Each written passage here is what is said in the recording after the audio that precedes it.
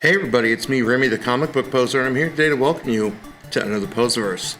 Fell asleep in my daughter's room early last night, and normally I would try and awkwardly record something in my own classroom, but somebody else is teaching a class down there now.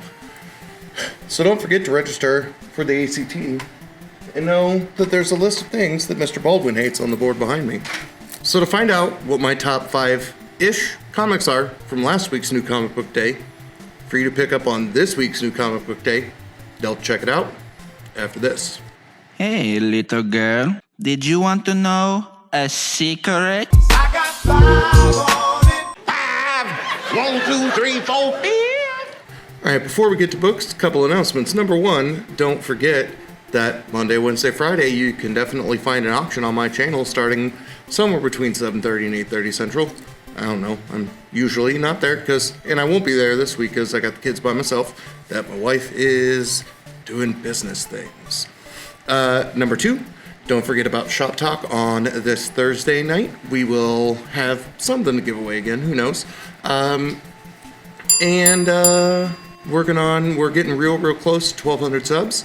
Once we get to 1,250, I'll show you how you can win the Spider-Man pop tea thing that maybe I'll try and put right here, and some other Spider-Man related things that will go with it.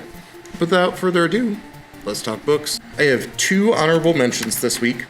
Number 1 is the official Image timeline.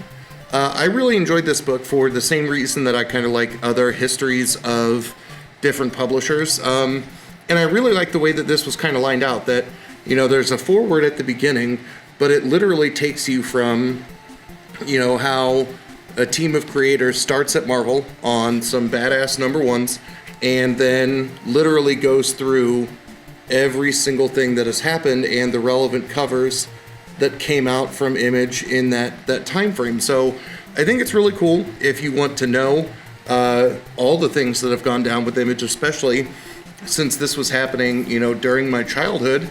It was kind of a good refresher of, you know, the ups and downs of all things Image. Number 2 is Daredevil Woman Without Fear, number 2 of 3. Again, anything that is associated with the Daredevil world, I think Chip Zdarsky is absolutely crushing it right now. In this one, you get, you know, some more love between Elektra and Murdoch, but in this one, you get just big-ass run of battle sequences between Elektra and Kraven, and it's real good. The way that this ends is you find out that the hand never really disappears, and it leaves you on a quite big cliffhanger because Elektra loudly proclaims that Kraven is not even in her league because she's not a spider and she's above that, and he changes the game. So how is this going to wrap up in one more issue, and is it going to cause ripple effects into the next wave of the Daredevil title, plus whatever happens in the remaining Devil's Reign event? We'll find out. Coming in at number 5 from Marvel is Amazing Spider-Man number 88. And this one is written by Zeb Wells, and the artists are Michael Dowling and Brian Valenza, with VC's Joe Caramagna on letters. So this one, we knew the book would be hot this week, right? Because it's the first appearance of the Goblin Queen, who I really think they do a good job making a villain in one issue. Like, we literally have no idea who the Goblin Queen is. And by the end of this book, not only do we find out how she's created, but who she is. And I think it's, you know, very good in terms of introducing a new villain that I think she may be Spider-Man Rogues Gallery worthy. My big problem with Marvel as of lately, right, is something that happened a little bit on Venom and Thor in, you know, the last of those 2 arcs, where we see some kind of hot villain pop up out of nowhere, and then they look so badass, and then they're so insignificant and forgotten about 2 issues later. And I really think that, you know, hopefully that doesn't happen to the Goblin Queen, but I do think, right, she's terrifying enough, and once you figure out who she is, there's enough potential for her to unlock more of her capabilities. So another good Spider-Man book that I am a big, you know, fan of. that Jelly and I talk about this on Shop Talk when it comes out. We're getting ready for our big what the hell has happened in the Spider-Man Beyond arc before we get to the new ASM number 1 in, I think it's April. Coming in at number 4 from Image Comics is New Masters number 1.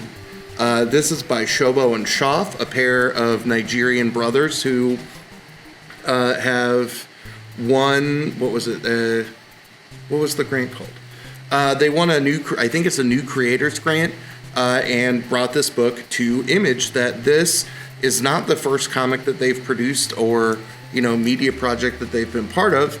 That, one of them, they've both worked on Kickstarter books, I think 1 or 2, and then the other one has worked in the video game industry. But the art in this book is just kind of breathtaking in the style. And what you have is kind of a fairly, what feels like, dystopian or post-apocalyptic world where we have our main character. She is rolling around scavenging for, we eventually find out that she's looking for obsidian, which is the source of power, and you have a lot of people who mine for it or maybe kind of pirate a little bit to capitalize on this resource. And, she's got a robot that helps her, but then you also learn how opportunistic some people are, like when she goes to trade for this, that, she is stabbed in the back and somebody steals her robot friend. And as this kind of continues to break down, you see kind of a bigger grand design of what people are looking for, how there is an intergalactic component of this, and really it just does a good job of getting us introduced to the universe. The other good thing I like about this book is the brothers kind of talk about in some of the back matter how they wanted to introduce a story that is distinctly Nigerian. And I teach a lot about Nigeria in a comparative politics course that I have.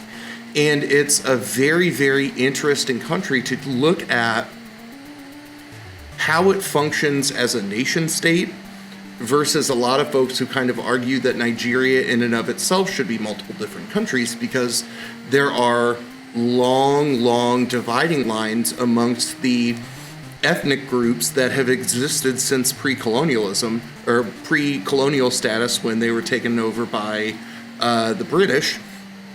And you see some of that notion of, people looking out for other folks who are like them or part of their own group.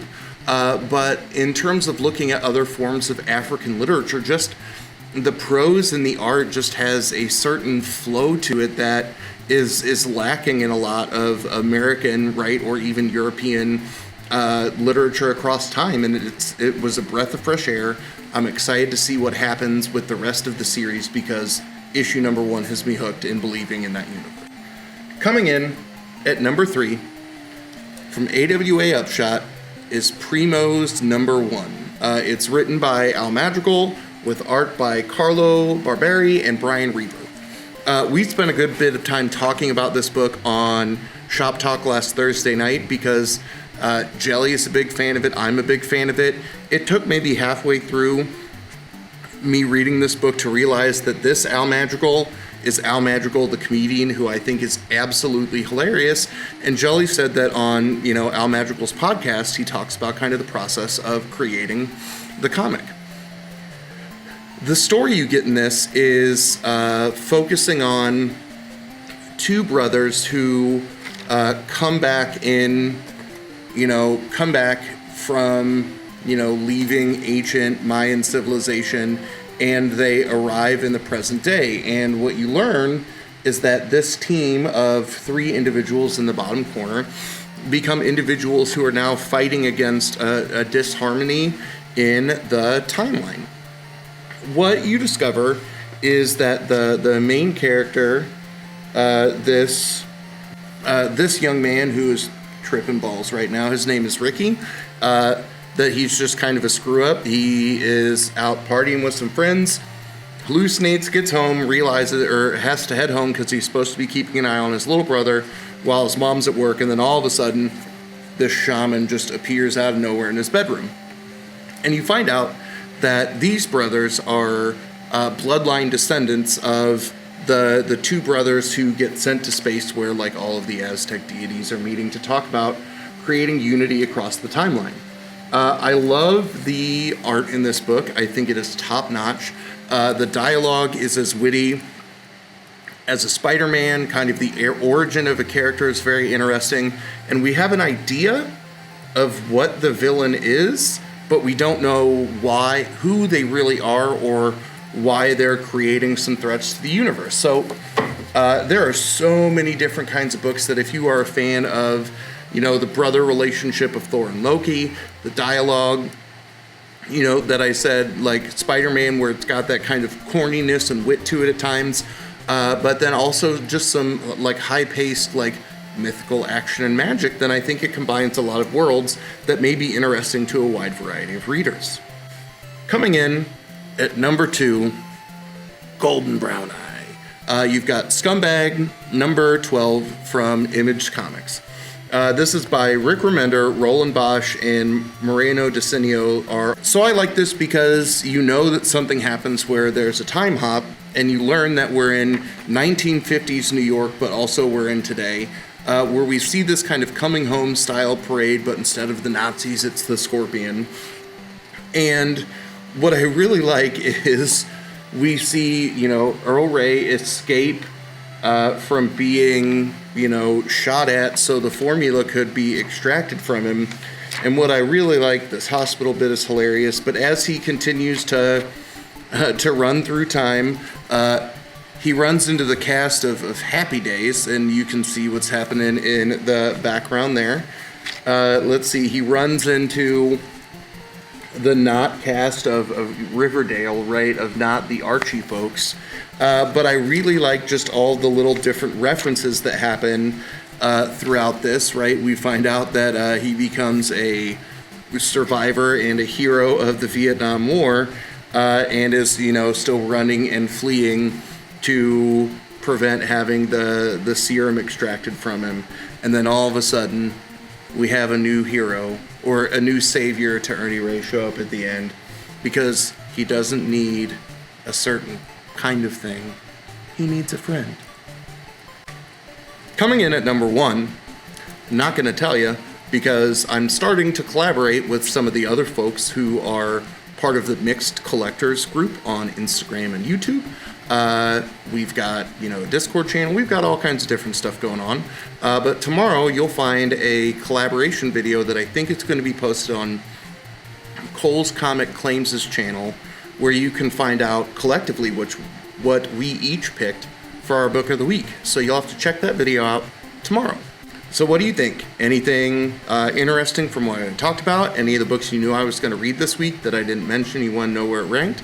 I know if you're watching live, you can say something over here in the chat, or let me know in the comments down below. Don't forget to check out tomorrow's video, where as long as you comment, you can get entered to win a poster pile. So as always, y'all, thanks for stopping by. Have a good one.